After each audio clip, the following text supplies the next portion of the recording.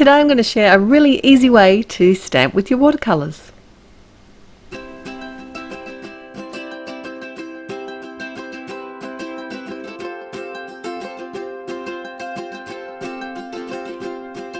Hi, it's Therese from Lostinpaper, and I'm really excited. It's another Builder Flower release for Altenew, and I'm going to be sharing some watercolour techniques with you today.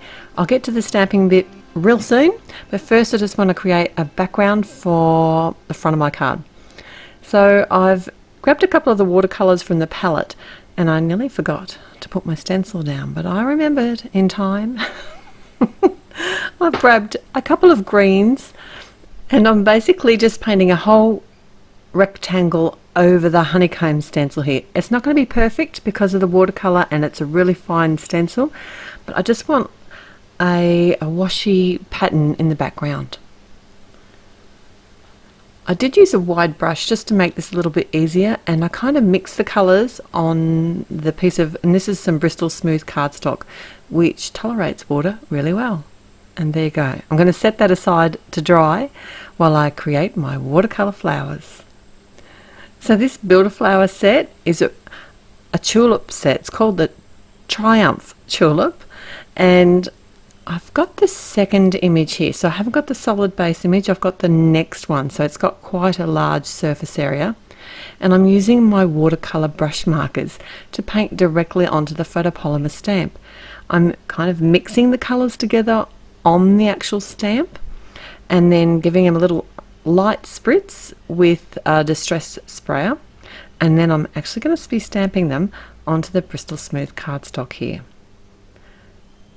Now it really is going to depend on how much colour, how much water, and what the depth of colours is that you're using as to the finished look. You can re-stamp over the top after it's dried if you want to add more depth, but what I did instead was come in with it two different colours. So the first combo was fresh, oh no it wasn't, the first combo was warm sunshine and crimson, so that's the lighter colour flowers, and I wasn't really sure how they were going to turn out. I wasn't really sure which ones I was going to use, but the two flowers I did end up using today were the darker ones, and this combo here, which was the fresh lemon and the ruby red.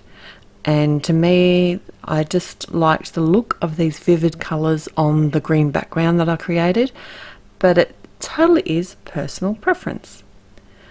So I did two of each of the flowers. So on both of the flowers I grabbed the second layer, not the full image. So this one does have a couple of little gaps and some direction on there where you know that the colour would be like in the centre of the petals.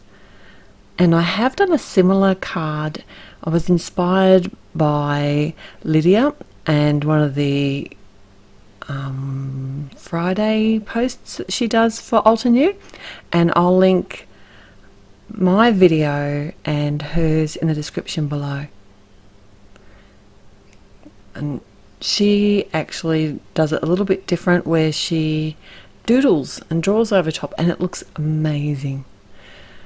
I did also do a few of the leaves. There's 3 different leaves in this set, and I used the lime and the moss greens, both of them on each of the stamps, and then I set these aside to dry. Now what I'm doing now is using the third layer on my image, and I'm going to be stamping it directly onto my watercolor image. So I'm lining up the actual stamp over top of the watercolored image that I've already created, and I'm going to stamp it with some obsidian black, just for a bit of an artsy look, I was kind of thinking. And I think I like the way that the watercolor sort of sits behind it, but this gives it a bit of shape. Now it's not going to fit perfectly because obviously the watercolor stamped image isn't going to be the perfect shape because it was wet. It would have squidged out the side a little bit.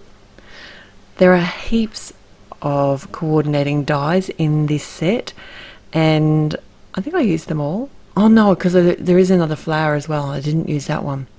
but I used the leaves and the two flower images, and I just lined them up as best as I could. Because they're watercolored, they're not going to be perfect, and I wasn't worried about having a little bit of white space around the edges. I just thought it added to the artsy look.